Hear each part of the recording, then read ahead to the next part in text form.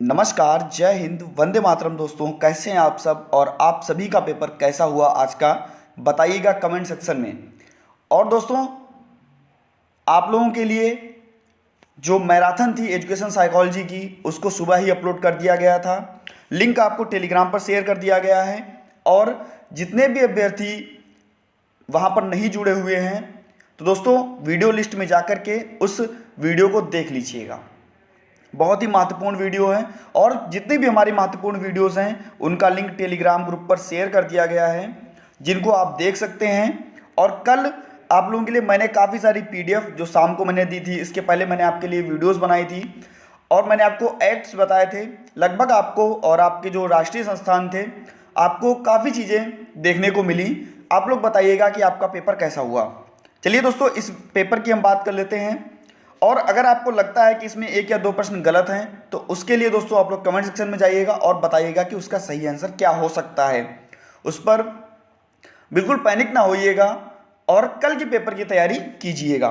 पहला प्रश्न आपके सामने है, विशेष शिक्षा का जन्म। दोस्तों, यहाँ एक अभ्यर्थी के द्वारा पेपर दिया गया है, तो यहाँ पर दोस्तों ये जो आपके आंसर्स लगे हैं, इन पे ना जाइएगा। मैं जो आपको आंसर्स बताऊंगा वो मेरे द्वारा बनाए हुए हैं। तो दोस्तों यहां पर आपका जो सी ऑप्शन है वो सही होगा मेरे हिसाब से। आगे अगर हम बात करते हैं, श्रवण यानी कि सीवियर हेयरिंग लॉस, तो यहां पर आपका बी ऑप्शन ही सही होगा। इसके बारे में अगर हम नेक्स्ट बात करते हैं तो BTE एड, दोस्तों यहां पर आपका सी ऑप्शन ही सही होगा। नेक्स्ट आगे हम बात कर लेते हैं, मनुष्यों की आंख में दोस्तों 3 परतें होती हैं, बिल्कुल आपका सही हो जाएगा। नेक्स्ट अगर हम बात करते हैं, केंद्र आधारित प्राथमिक हस्तक्षेप, यहां पर उपरोक्त सभी आपका सही हो जाएगा। आपको ICIDH की फुल फॉर्म बताई गई थी और जब मैंने बताई थी, जब आपको क्षति पढ़ाई थी, जब आपको विकलांगता पढ़ाई थी, जब आपको अक्षमता पढ़ाई थी, तब बताया था international classification of impairment, disability and handicap. क्या दोस्तों? International classification of impairments, disability and handicap, दोस्तों मोस्ट इंपॉर्टेंट आपकी थी। और दोस्तों यह जो आपका कब से लागू किया गया, यानी कि RPWD एक्ट कब से लागू किया गया, तो यह लागू किया गया था 15 जून 2017 से। कब से दोस्तों? 15 जून 2017 से लागू किया गया था। अब अगर हम बात कर लेते हैं दोस्तों तीसरे प्रश्न की, दिव्यांगों का पहला अंतर्राष्ट्रीय वर्ष 1981। दिव्यांगों के लिए पहला अंतर्राष्ट्रीय वर्ष 1981 में अनुपालन किया गया था। और आप सभी को पता है कि अंतर्राष्ट्रीय दिवस 3 दिसंबर को मनाया जाता है, आप सभी को पता है। नेक्स्ट आगे हम बात कर लेते हैं, और मैंने इसके बारे में भी चर्चा की थी आपसे कि लुईस ब्रेल ने ब्रेल लिपि का विकास किया, तो यहां पर क्या हो जाएगा? लुईस ब्रेल ने ब्रेल लिपि का विकास किया। और पांचवा प्रश्न आपके सामने है, क्रियात्मक कार्यकलापों को करने में असमर्थता। दोस्तों ये आपका समस्या व्यवहार के अंतर्गत जाएगा, समस्या व्यवहार के अंतर्गत जाएगा। नेक्स्ट हम बात कर लेते हैं दोस्तों RCI, यह दोस्तों मानव संसाधन विकास मंत्रालय के अंतर्गत आती है, तो दोस्तों यह आपका गलत हो जाएगा। नेक्स्ट अगर हम बात करते हैं, इंडियन उलासी एक्ट, आपको मैंने बताया था कि 1912 में आया था, ये आपका सही हो जाएगा। इसके बाद में अगर हम बात करते हैं, Swami Vivekananda national institute for rehabilitation and training and research की जब बात करते हैं, तो दोस्तों कटक में है। कटक कहाँ आपका? उड़ीसा में है, तो बिल्कुल ये आपका सही हो जाएगा।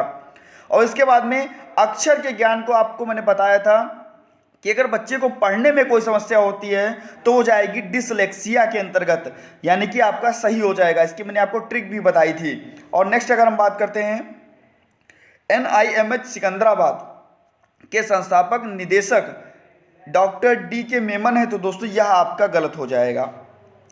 नेक्स्ट अगर हम बात कर लेते हैं, संस्थापक यहां पर पूछा गया, डायरेक्टर पूछा गया है। यहां पर अगर हम बात करते हैं तो दोस्तों आपका जितने भी ये आपके थे, ये मैंने आपको बताए थे। और मैंने आपको ये भी बताया था कि कौन सा राष्ट्रीय संस्थान कहाँ पर है। तो आपका पहला जो है, आप सभी को पता है कि NIEP, थोड़ा यहाँ पे इंग्लिश में आ जाते हैं, NIEPID, इंग्लिश में थोड़ा आसान जाता है करने में। तो इंटेलेक्चुअल डिसेबिलिटी का संस्थान आपको बताया गया था, आपका कहाँ है, तेलंगाना में, जो कि आपका पहला है। NIEPVD आपको बताया गया था देहरादून यानी कि उत्तराखंड में चला जाएगा। राज्यों के नाम पूछ लिए हैं, AYJNHSD, तो दोस्तों यह आपका चला जाएगा मुंबई महाराष्ट्र। NILD आपका कहाँ जाएगा, वेस्ट बंगाल कोलकाता। और लास्ट आपका बचा NIEPMD, तो यह आपका चला जाएगा तमिलनाडु में। इतना आप लोग समझ गए होंगे।